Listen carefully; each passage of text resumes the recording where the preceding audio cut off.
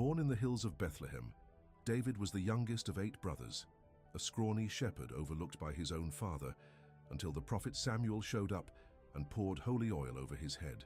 His life shifted from quiet pastures to a blood-soaked battlefield when he dropped a 9-foot giant named Goliath with a single pebble and a leather sling, instantly becoming a national hero and King Saul's favorite musician.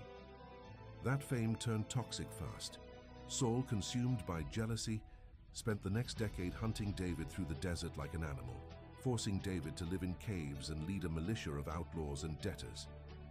When Saul finally fell on his own sword in a lost battle, David didn't just walk into the palace, he fought a brutal 7-year civil war to unite the fractured tribes of Israel.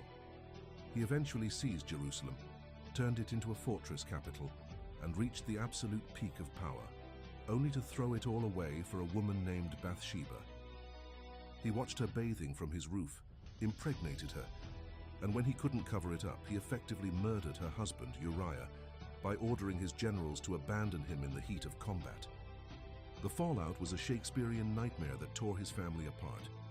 His eldest son raped his half-sister, his second son murdered the first in revenge, and eventually his favorite son, Absalom, launched a violent coup that forced an aging David to flee his own city in tears. Though David eventually reclaimed the throne, he died a cold, broken man, haunted by the violence of his youth and the betrayals of his children, leaving a golden empire to his son Solomon that was already beginning to crack at the seams.